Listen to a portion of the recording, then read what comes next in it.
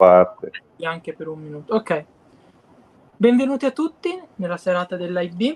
Oggi parleremo con Fulvio Montemarano dei Macropodus ocellatus, della sua esperienza, di come li alleva sia in casa sia all'esterno. Fulvio, ti lascio la parola.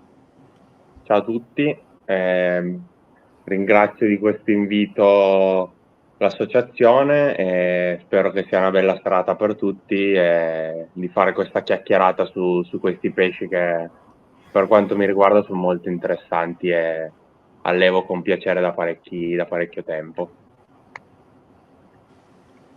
Adesso io non vedo la presentazione, non so se voi la vedete.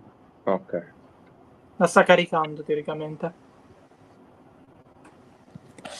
E comunque tu vai con una presentazione, inizia poi al debutto del presentatore, pensiamo dopo. Ah, ecco. Perfetto. Aspettate. Intanto te parla Fulvio. Allora, io ho iniziato con i Macropodus ocellatus nel 2016. I miei provengono direttamente dall'associazione, li presi a un pet festival nel 2016 e da lì è cominciato un po' il tutto, diciamo. È stato uno dei primi anabanti di Wildform che io abbia allevato. Questa sera mi è stato chiesto di raccontare la mia esperienza e quindi inizierei parlandovi un attimino del genere Macropodus, che comprende 8 specie. Diciamo che le 3 specie che più conosciamo, gli Opercularis, l'Ocellatus e gli Specci, sono quelle che sono conosciute da molti anni in acquariofilia. Tutte le altre specie sono state descritte negli ultimi anni, nel 2005 all'incirca, e personalmente io non le ho ancora viste presenti sul mercato da nessuna parte, sperando che in futuro arrivino. Comunque non ho neanche, penso, mai visto in foto questi animali qua. Invece Ocellatus, Specci e Opercularis sono appunto tra i primi pesci che abbiamo importato nell'acquariofilia, quella che conosciamo oggi, insomma. Insieme ai carassi sono stati tra i primi pesci tenuti in cattività. E questa sera vi parlo degli Ocellatus, che sono una specie che ha un areale che si estende dalla Cina fino alla Corea. Questo porta ad avere comunque un'escursione di temperatura altissima. Si passa dai 30 gradi estivi a delle temperature invernali prossime, se non inferiori allo zero, quindi li rende assolutamente adatti a vivere anche alle nostre latitudini all'esterno. Anzi, tenerli in vasca in casa tutto l'anno, personalmente, per quanto riguarda la mia esperienza, mi sento di sconsigliarlo, perché ho notato che abbassa non di poco l'aspettativa di vita di questi animali. Tra secondo te per quale motivo abbassa l'aspettativa di vita vivendo in vasca? Tenendoli in vasca in casa comunque non riusciamo a garantire delle temperature minime sufficientemente basse per un lungo periodo di tempo. Sono animali che si sono evoluti per passare diversi mesi a temperature prossime allo zero, quindi vivendo sempre con un metabolismo accelerato dovuto alle temperature molto alte, muoiono nel giro di poco, diminuisce un sacco la longevità. E non solo, io ho notato anche la capacità riproduttiva comunque diminuisce di molto.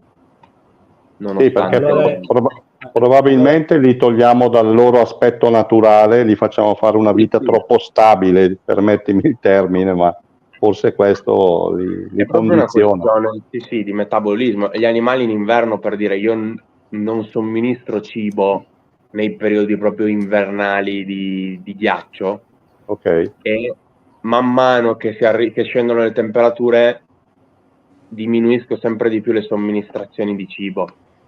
E a primavera, quando gli animali ripartono un po', perché poi si fermano proprio a livello di metabolismo, quando ripartono un po' non ho mai trovato degli animali da dire deperiti, col ventre scavato, ok.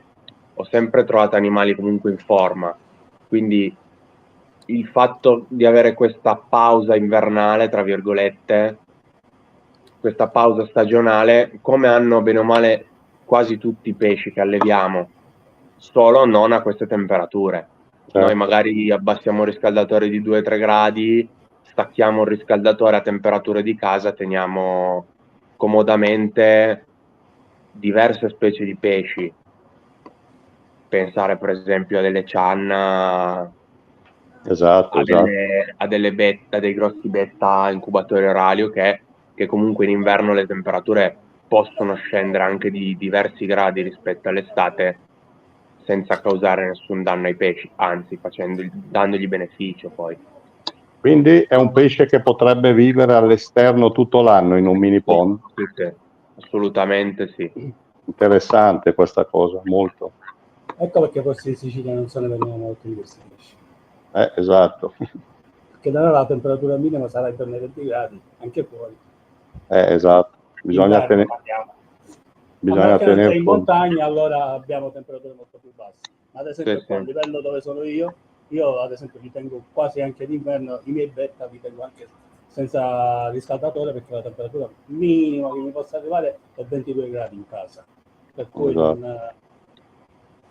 quindi non sarebbe troppo adatto vivere. A meno che non si mettono tipo dei laghetti, allora sì, probabile. Perché sì, sono da allevare assolutamente in esterna questi animali qua, se si vuol garantire quelle temperature lì.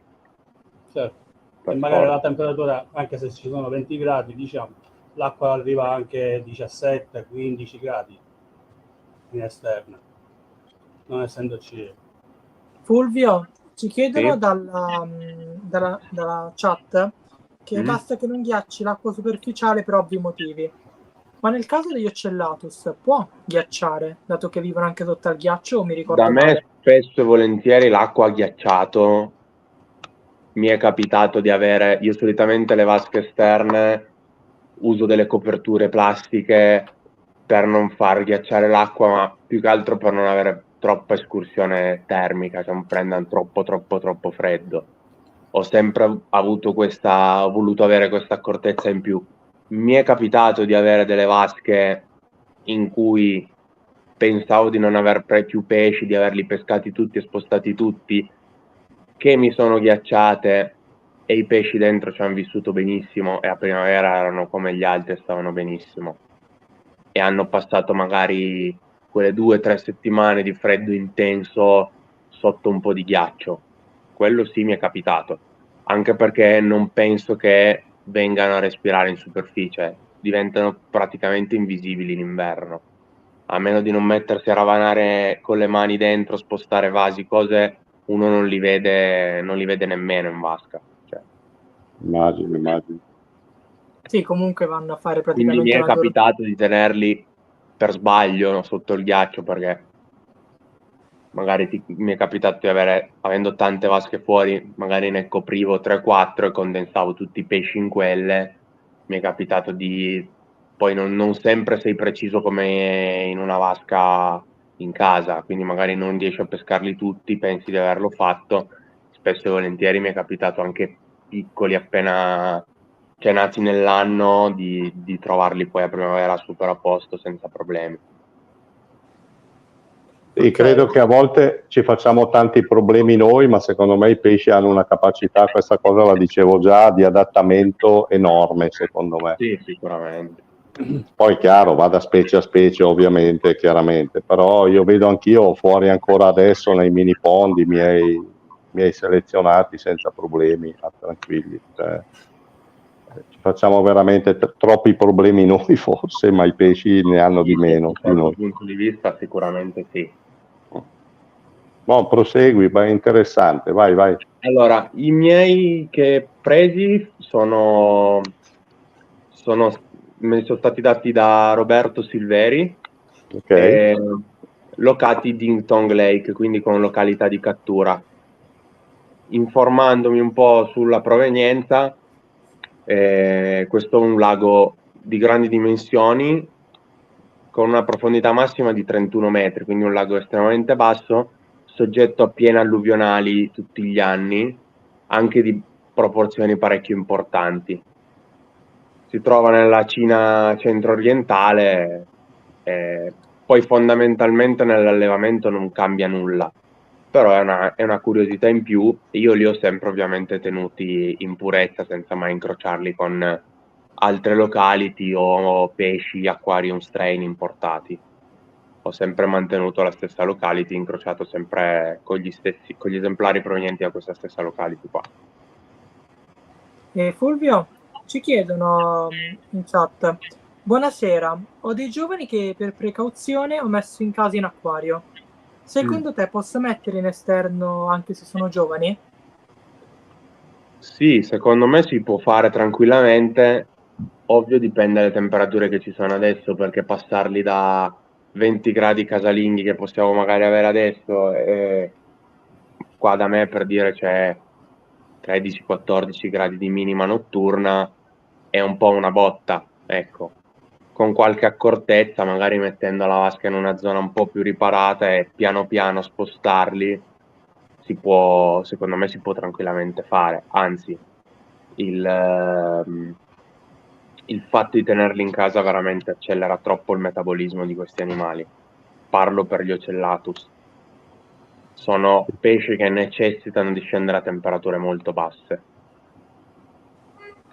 Tant'è che io li presi inizialmente avendone solo 6, sapevo questa cosa, avendone solo 6 ho preferito non metterli subito all'esterno, li presi al Pet Festival, quindi si parla di ottobre, di non metterli subito all'esterno, ma di metterli in una cantina per il primo inverno, di modo da essere sicuro. In cantina arrivavo sui 6-10 gradi più o meno di minima, va bene, una volta che hai quelle minime lì non c'è bisogno di scendere ancora. Se riesci a tenerle per qualche mese possono tranquillamente stare anche a quelle temperature lì. Ecco, non farsi tutto l'inverno magari a 20 gradi, quello no.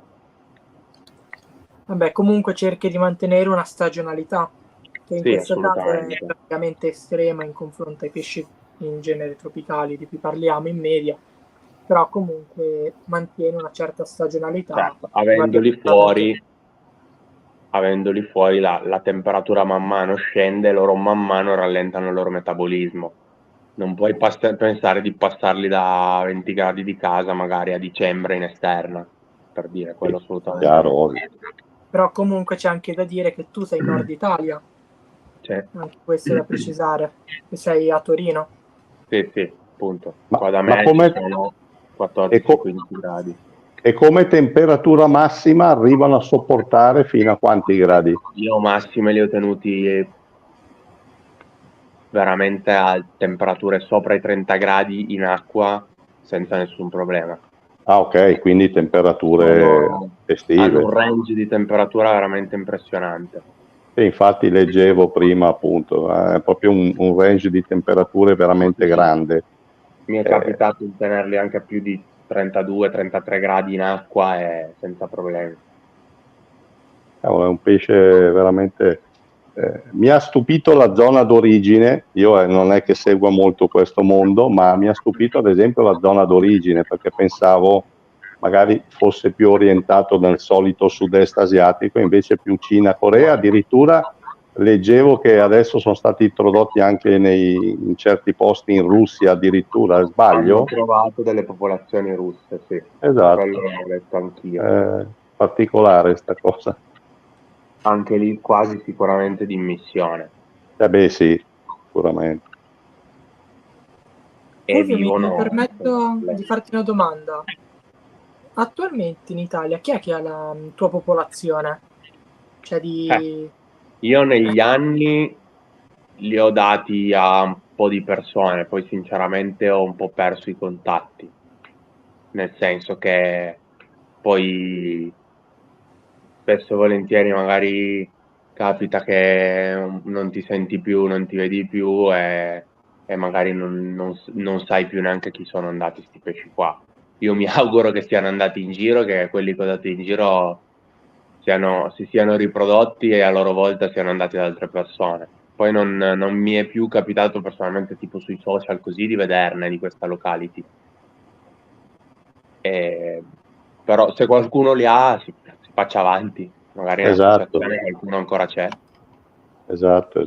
Perché sono pesci che hanno girato in associazione un po' di anni questi qui. E soprattutto si faccia avanti.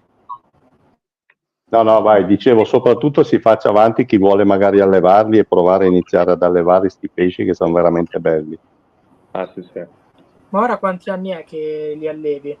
Io li ho presi nel 2016, quindi sono 8 anni. 8 anni sono.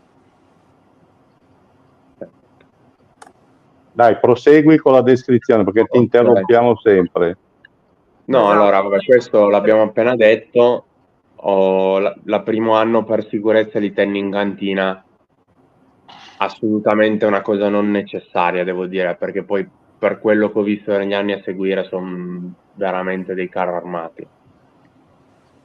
E una volta allevati così in esterna, poi cambia proprio un po' la mentalità, è passare dall'allevare sempre in casa all'allevamento fuori.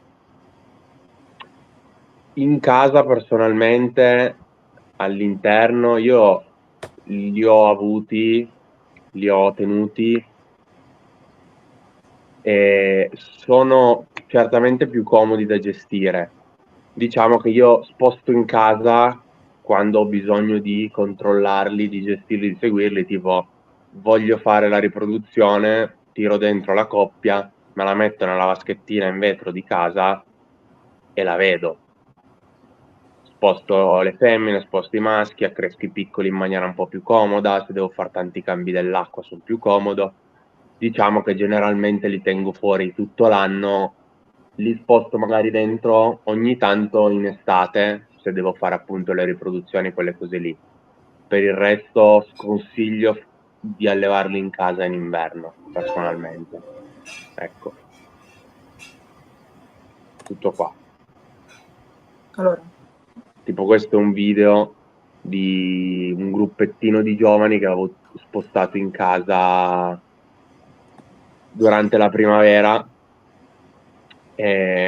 Iniziano a fare i primi sparring, iniziano un po' a delinearsi i sessi e fino ad arrivare poi a avere degli adulti, e poi da lì mi selezionavo le coppie, per dire. Intorno a che periodo cominci a riconoscere maschi e femmine?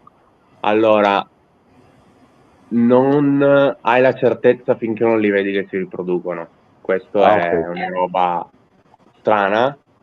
Quella in foto a sinistra è una femmina, quella scura, e diciamo che sì, le femmine come nel beta sono un po' più arrotondate sulla zona del ventre, però i maschi sottomessi sono tali e quali delle femmine, cioè stare questi pesci, specialmente da giovani, è una roba che non ha nessun senso, perché io ci ho provato tante volte e 90 su 100 mi sono sbagliato. Sarò io, non lo so. Leggendo online così, tanti altri allevatori comunque ho visto che... No, ma guarda che questo succede anche con i miei. A volte ci sono dei maschi sottomessi che fino a un certo periodo pensi femmine e poi invece saltano fuori e sono maschi, quindi è una cosa, credo. Mi è capitato, per dire, avendo vasca magari 10 pesci, tirar via la coppia e dire mi sono rimasti X femmine, X maschi, togli il maschio dominante e spuntano fuori altri 3-4 maschi. Esatto. Come glielo togli si... È vero, è perfettamente così questa cosa. Quindi la difficoltà è poi sessare la femmina, il maschio è più semplice, il maschio lo vedi, è la femmina che la confondi spesso e volentieri con un maschio sottomesso. Quello è molto difficile trovarlo. Avvieremo un attimo il video, quindi in tutto schermo anche per le restanti persone, anche per farvi venire, appunto come ha detto ora Fulvio, mente un'idea di come li alleva in indoor.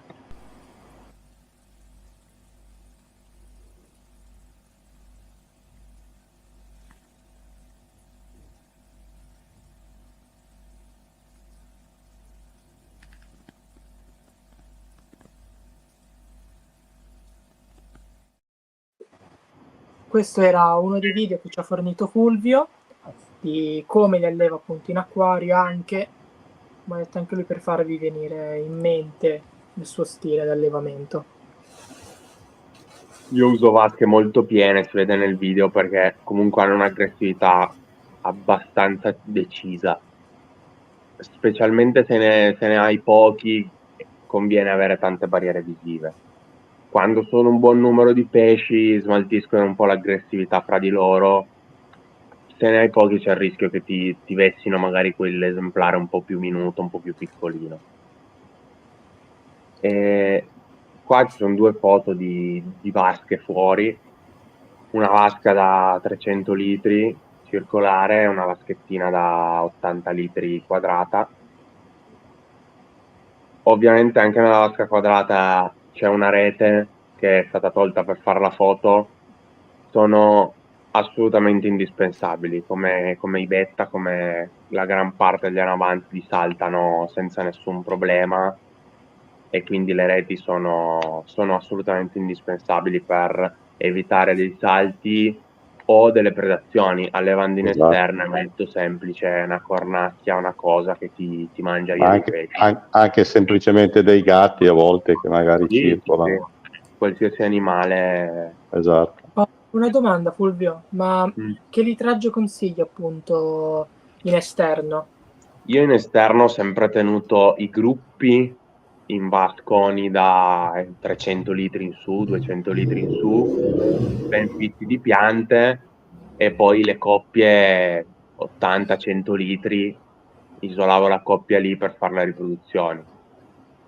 Tenevo il gruppo tutto insieme tutto l'anno e quando avevo bisogno isolavo le coppie. Solitamente facevo così.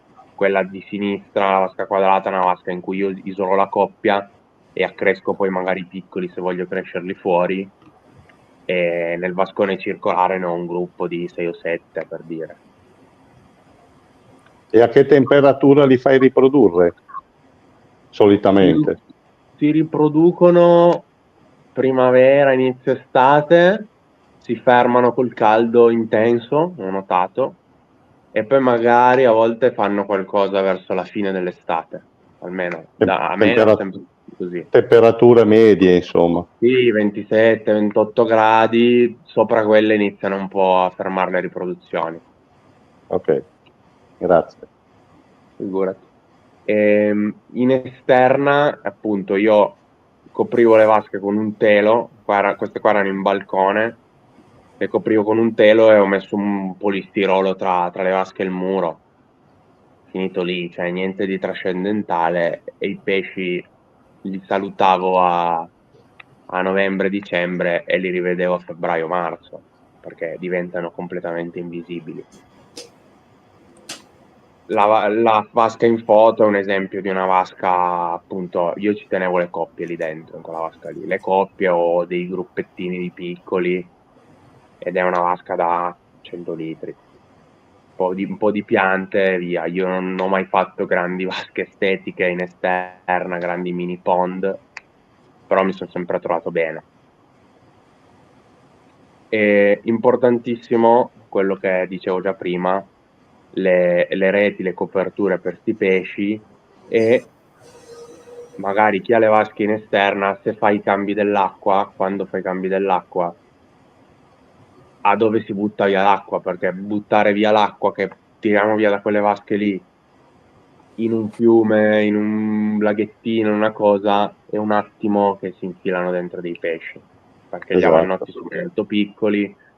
Questo vale per tutti quei pesci che alleviamo in esterna, tutti i vari afanide, tutti quei pesci che sono potenziali allottoni nelle nostre zone. Assolutamente l'acqua dei cambi mai sversarla in vicinanza di altre fonti d'acqua.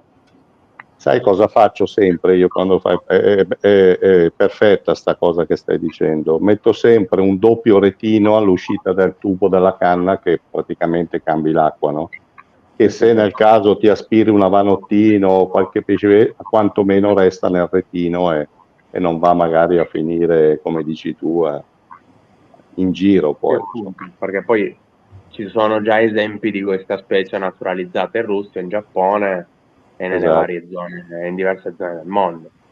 Poi essendo un pesce... Dimmi Marco.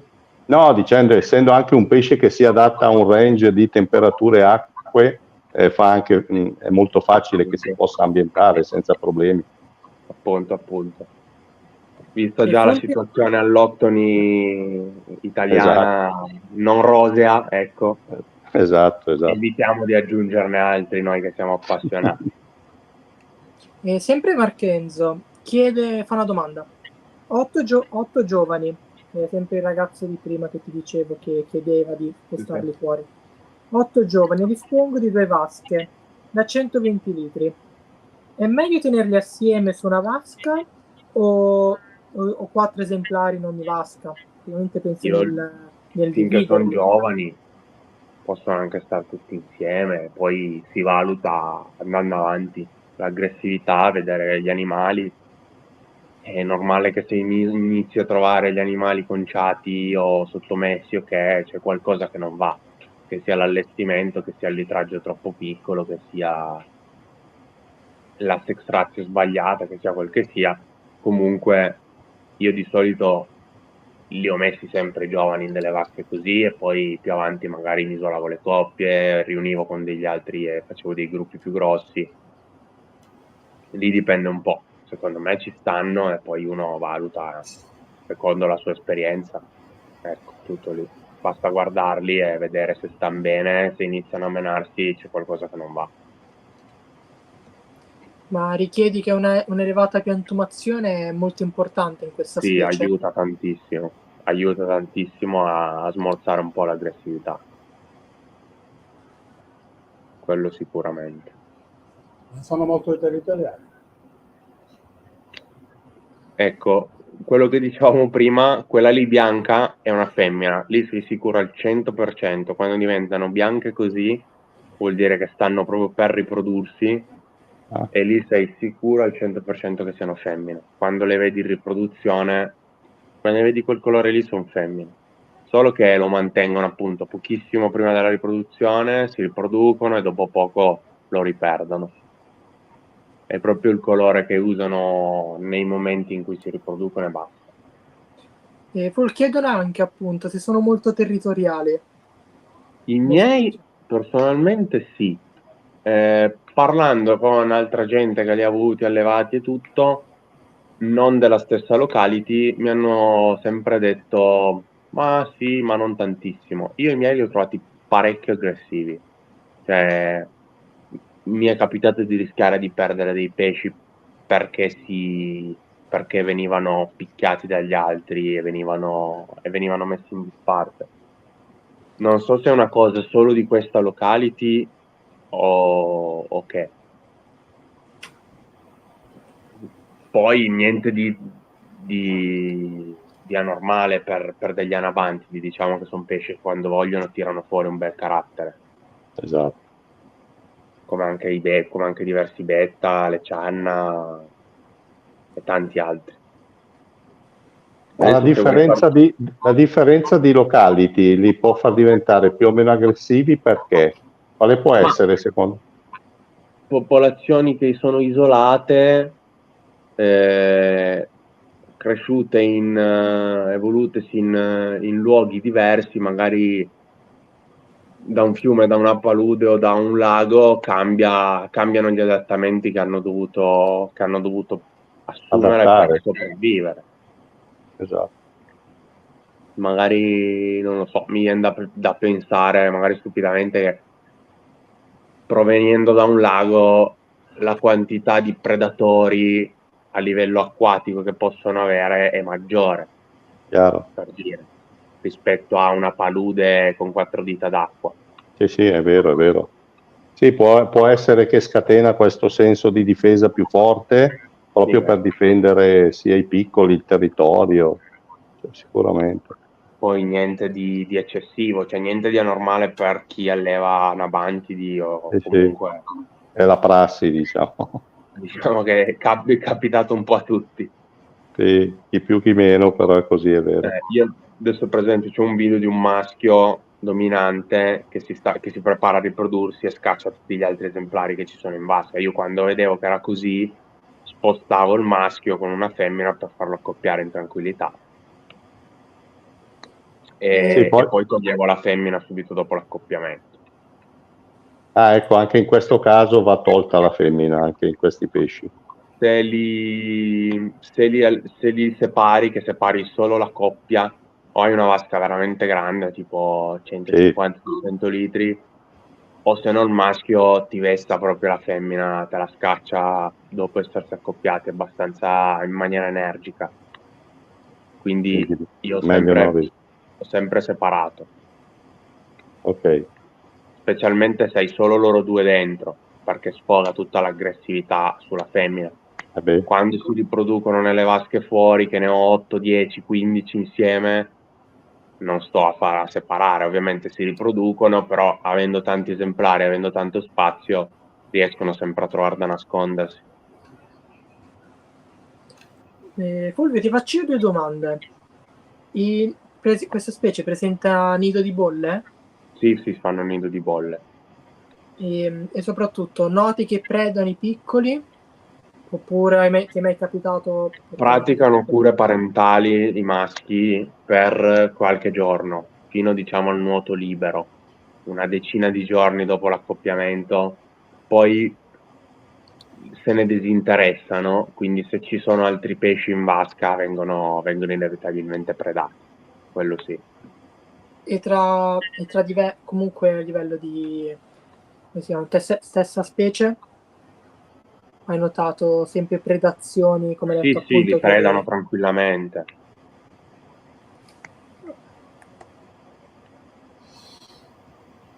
Fai partire il video, Francesco, per favore.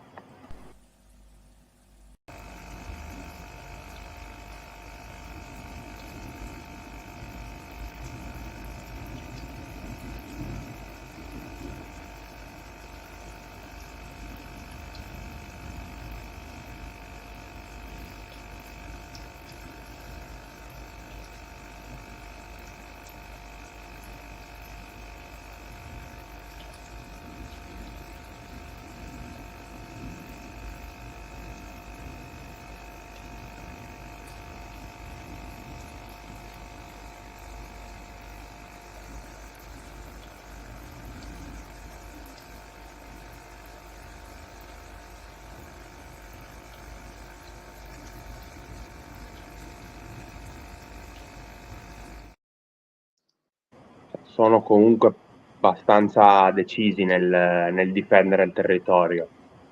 Questi sono giovani, erano pesci di 1 anno e qualcosa di età, che iniziavano più o meno a riprodursi, e quindi il maschio che si era formato in vasca dominante sottomette tutti gli altri, si vede passare qualche pesce grigio, smunto con le pinne dorsali anali molto lunghe, quelli sono maschi fondamentalmente sottomessi. Ed è uno dei pochi materiali fotografici che ho di questi pesci, avendoli allevati quasi sempre in esterna. Di lato non hai mai occasione di vederli e sono veramente, trovo fantastici, hanno dei colori che a me piacciono veramente tanto, veramente belli, sì. È sempre difficile fotografarli fuori. Ti devi attrezzare di GoPro e in immersione e via. Esatto. Fulvio, ci chiedono che se è essenziale la presenza di piante galleggianti per favorirne la riproduzione. Aiutano fondamentalmente perché gli danno un supporto per creare un nido di bolle, perché comunque aiutano nel creare un nido di bolle sicuramente. Poi in vasca esterna un po' ombreggiano, fanno sempre comodo, oltre a assorbire un sacco di inquinanti. Esatto. E che piante galleggianti appunto consiglieresti? Io ho sempre usato di tutto, la zolla? Tutto quello che trovavo l'ho sempre usato, più bene o male qualsiasi pianta galleggiante mi sia capitata sotto mano è finita nelle vasche di questi pesci qua, almeno in estate. Poi quelle che non sopravvivono all'inverno le devo tirare dentro, le altre le ho sempre lasciate fuori senza problemi. E non so se a voi, magari allevando betta o che sia capitato, nella slide precedente c'è una foto che i maschi giovani, per dire, non mi facevano il nido di bolle, mi facevano le uova direttamente in mezzo alle piante, alle prime riproduzioni. Non so se a qualcuno con i betta è capitato. No, sinceramente no. Lì nella foto, quella con la lemna, se riuscite a vederla un po' da vicino, si vedono proprio chiaramente tutte le uova in mezzo alla lemna, senza nessun tipo di nido di bolle. No, è vero il fatto che a volte ci sono maschi che si stanno riproducendo e non hanno fatto ancora una bolla per il nido e magari la fanno durante l'accoppiamento, man mano sistemano le uova. Ma di farle senza proprio aver fatto il nido, no, sinceramente. A me mi è capitato sui maschi giovani, quasi sempre si accoppiavano le prime volte con dei nidi veramente piccoli o tante volte anche senza fare il nido. Sì, sì, infatti. Invece nella foto in alto si vede un maschio adulto che fanno i nidi sotto le alghe e te li rendono impossibili da vedere perché non te ne accorgi, non vedi le bolle. Però è il posto che ho notato preferito per fare i nidi, è quello. Se ci sono delle alghe che affiorano, li fanno quasi sempre lì sotto. Sì, no, sicuramente. L'assenza del nido, hai notato che ha causato comunque una minore fitness, quindi meno uova, oppure comunque è stata una cosa trascurabile? No, le uova le fanno, però magari poi non riescono a stargli dietro, gli altri esemplari magari provano a mangiarsele, ok. Essendo le prime riproduzioni è normale, imparano piano piano e migliorano sempre di più i maschi nelle cure parentali, quello sicuramente. E in media quanti piccoli fanno a riproduzione? Poi Anche un appunto dipende centinaio. dall'età. Anche un centinaio a riproduzione mi è capitato. Ti faccio una domanda un attimo a bruciapelo. Come nutri gli adulti? Dato che, Gli come sapete, a adulti, me piace molto l'argomento. Artemia, Nauplida Artemia appena schiusi, in estate li do spesso, quando li chiudo per gli altri pesci li do spesso, congelato di tutti i tipi, raramente del secco. Il secco mi è molto comodo se voglio controllare gli esemplari, per dire che metto il mangime in un angolo, li vedo che vengono su a mangiare, magari gli do un'occhiata, li controllo perché si radunano tutti in un posto, cosa che con l'artemia viva e il congelato un po' più difficile e complicata da fare. E quindi comunque non sono animali schizzinosi. No, mangiano veramente abbastanza di tutto. Quindi chiede sempre il ragazzo di cui ti parlavo prima, chiede anche se va bene praticamente il ceratophyllum. Sì, Penso sì, ma di sì. qualsiasi pianta uno mette dentro, per loro va bene. Cioè, ovvio, avere una vasca per dire piena di Najas in esterno, quando in inverno le piante muoiono, creano un carico organico importante. Quindi se lasci le vasche fuori, quello consiglio mio, togliere tutto quello che non sopravvive all'inverno, quindi tipo la Najas, quelle piante lì, e riportarli dentro perché c'è il rischio che ti collassi la vasca per troppo carico organico. Esatto. Ma quello con tutti gli animali, cioè con tutti i pesci che allevi in esterno è importante farlo perché se no le piante vanno a morire, si sciolgono e ti collassa la vasca. E come età sessuale per la riproduzione, a che periodo dell'età sono pronti? Un anno, hai detto? Un anno e mezzo. Ah, quindi è abbastanza lunga a differenza di altri. Sì, se conti che di mezzo c'è l'inverno, perché si riproducono in estate, ma poi fanno un inverno in cui sono 4-5 mesi in cui non crescono. Esatto. E poi Tenendo in casa chiaramente, in 6 mesi li hai pronti. esatto. Sì, poi comunque è un pesce che vive anche di più rispetto ai beta tradizionali, ho letto anche 5-6 anni di media, no? Sì, ma ho notato che dopo i 3 anni comunque iniziano già un po' a perdere colpi, anche per dirti a livello riproduttivo, le riproduzioni diminuiscono in quantità di piccoli e in quantità di riproduzioni durante l'anno. Quindi sei sui 3 anni come linea di massima, diciamo. Sì, diciamo che quando uno li ha è importante riprodurli abbastanza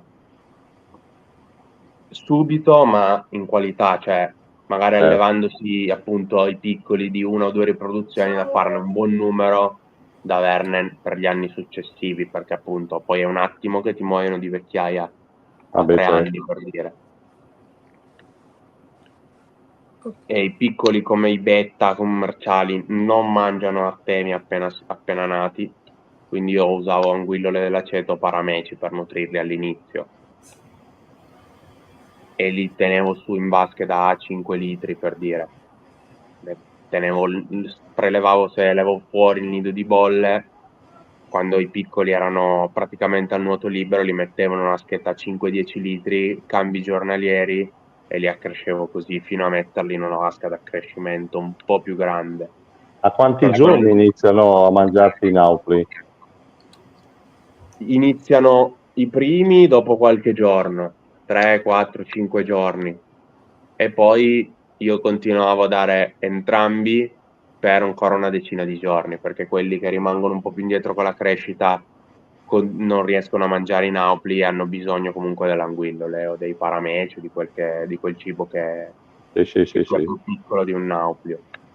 Le anguillole sono più comode perché nuotano, a differenza dei micro-worms, per dire, che vanno sul fondo e muoiono. Le anguille nuotano e vivono in acqua diversi giorni. E poi sì, esatto, e poi nuotano per tutta la vasca, quindi non devono andare sul fondo a cercarli, ovviamente. Sì, quindi io personalmente, tra tutti i modi in cui li ho tenuti piccoli, è stato quello con cui ho avuto più successo, cioè ne ho tirati su di più tenendoli in quella maniera lì. Vaschettina sterile da 10 litri, cambi dell'acqua quasi tutti i giorni e il cibo. Sfonda in una porta aperta con me, la penso Perché come poi, te. ma sì, perché poi mi capita di sentire, li lasci nel laghetto, fanno quel che fanno e alla fine dell'estate tiri su. Sì. Se va bene qualcosa lo tiri su, se va male qualcosa non lo tiri su, ed è sempre un po' un'incognita che non è tanto, secondo me, ideale lasciarla al caso su pesci così. Ma secondo me non è allevare quello, scusami se mi permetto. Esattamente. Allevare, come hai detto tu, quello è lasciar fare alla natura, che per carità va benissimo, però è chiaro che tu magari tiri fuori 50 esemplari, così magari ne tiri fuori 2 alla fine della stagione, se va bene.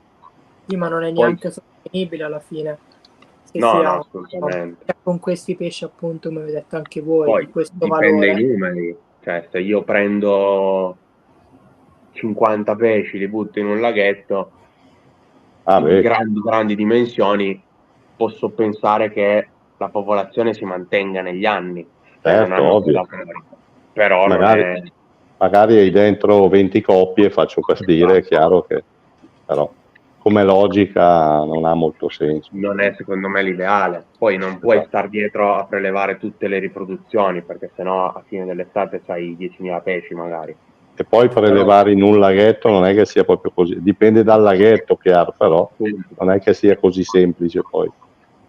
Quindi, per dire, chi li ha nel laghetto così, quando io li ho tenuti degli anni in esterna senza separare le coppie tutti insieme in gruppo così, però quando vedevo il nido di bolle con i piccoli formati lo pescavo intero con un bicchiere, con un piatto, con qualcosa, e lo spostavo in una vaschettina per allevarmeli. Sono d'accordo. Sì, praticamente comunque tendi a crearti un backup una volta all'anno. Sì, assolutamente, perché hanno una vita comunque abbastanza breve e secondo me è importante averne sempre. Poi gli imprevisti allevando capitano, allevando in esterna capitano ancora di più. Sì, perché poi non è... No, vai. No, ero curioso della Sess Ratio, se è bilanciata, sbilanciata. Non ho mai avuto grandi problemi, se non che appunto se magari dai via degli esemplari ti capita di dire do via X animali e mi tengo X femmine e poi te ne rimane una femmina magari e tu ti sei tenuto 15 pesci. E magari non si riproduce nemmeno, magari. Perché pensi che siano femmine invece sono maschi sottomessi. Esatto. Quindi è meglio non provare a sestarli e pescare a occhi chiusi lì. Sì, dovresti separarli, tra virgolette, uno per un certo periodo, finché forse tirano fuori. Però il maschio senza la stimolazione della femmina e degli altri non so se tira fuori, come per dire, un betta commerciale. Ok. Non ho mai provato a tenerli singoli e vedere cosa facessero. Quello sincero non ci ho mai provato. Sì, no, certo. No, era proprio per capire, perché il fatto di essere magari non sottomesso a un altro maschio magari fa tirar fuori poi il fatto di essere maschio. Sì. Tutto qua. Oh. Ok. Vi ringrazio dell'invito e l'attenzione. Grazie a te. Grazie a te. Guarda, grazie domande. Fulvio, grazie mille. Grazie. Guardalo lì dov'è. Noi qui a lavorare, lui in giro a divertirsi. Esatto. Vabbè. No, dai, scherzo ovviamente. No, è stata una bella serata. Domani mattina. Ok, mi raccomando. No, ovviamente invitiamo tutti a iscriversi al canale, a mettere i like e poi la potrete chiaramente rivedere quante volte vorrete. No, è stata veramente bella e interessante, anche perché c'è quel signore lì col maglione rosso che mi sta stimolando ad avere qualche coppia di sti pesci, perché già ne ho pochi, no, da tenere. E allora Davide mi sta un po' punzecchiando. Sì, a forza di dire così non mi giro più. Vedremo, dai, vedremo. Io conosco un diavolo tentatore. Esatto, vedi. Davide è bravo ad immischiarti i pesci così un po' di nascosto, oppure appena ti distrai. No, però devo dire, posso fare una postilla fuori tema. Devo fare anche i complimenti al presentatore, però devo dire la verità. Al suo debutto, Francesco, devo dire, sai che ti ho martellato prima di iniziare la diretta, però è andato bene, bravo. Dai. Davide, anche lui ci crede.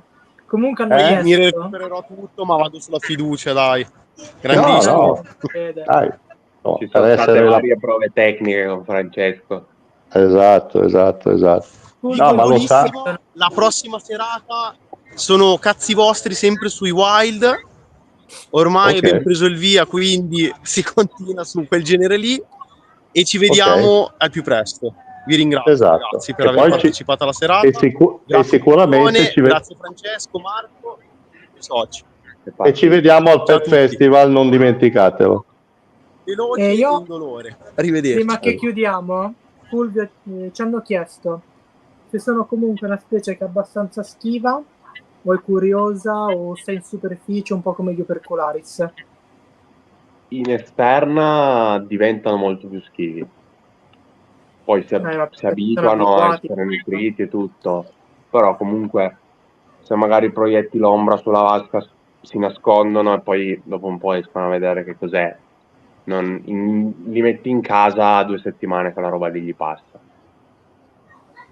Ma penso che sia chiaramente uno sviluppo della selvaticità che gli ritorna, credo, un po' questo ambiente, se non vedono nessuno. Penso un po' con tutti i pesci capita se li metti fuori. Sì. Non sono neanche abituati magari a avere le robe che gli arrivano dall'alto e avere i vetri.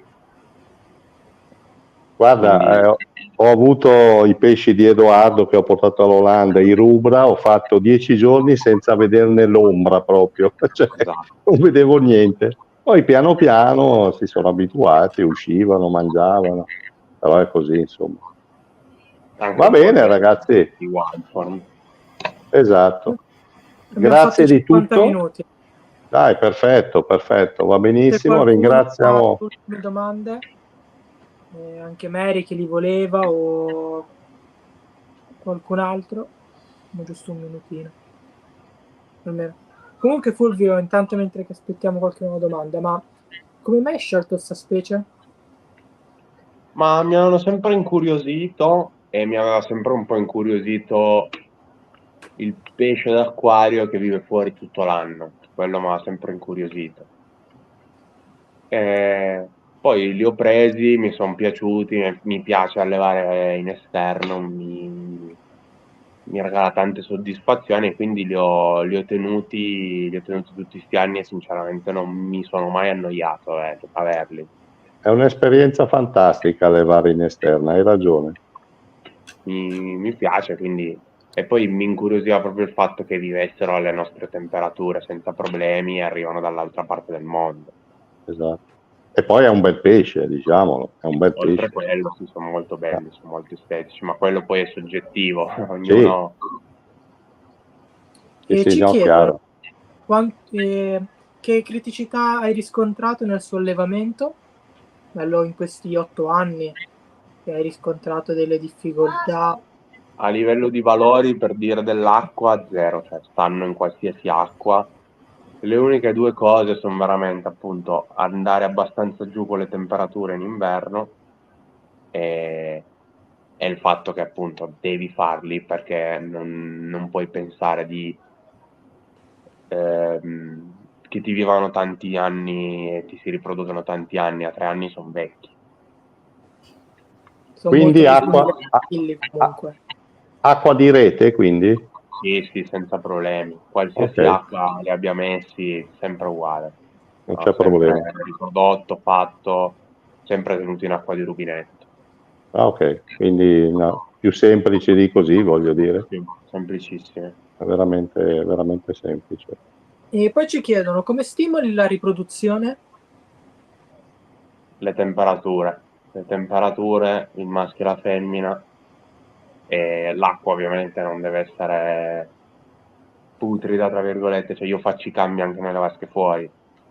Non è che perché sono dei mini pond allora si autogestiscono, sono delle vasche tanto quanto come quelle che abbiamo in casa, quindi fai i cambi, mantieni una buona qualità dell'acqua, e hanno sempre fatto loro, non ho mai dovuto stimolare niente, gli Quindi davo non da è mangiare, le temperature salivano e i pesci facevano.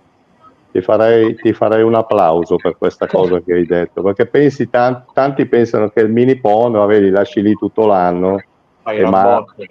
Esatto, cioè ogni tanto gli butti dentro un po' di acqua. I mini pond secondo me devono avere la stessa gestione delle vasche in casa, come hai detto perfettamente tu. Poi magari li carichi un po' meno a livello di pesci, quindi puoi permetterti di saltarti qualche cambio. Certo. Però sono anche magari vasche più grandi, ovviamente ci sta, però i cambi... Guarda, io penso sempre, Fulvio, che le cose essenziali sono cambi d'acqua, acqua pulita e cibo di qualità. Sicuramente. Per allevare, intendo, dopo chiaro. Per qualsiasi pesce.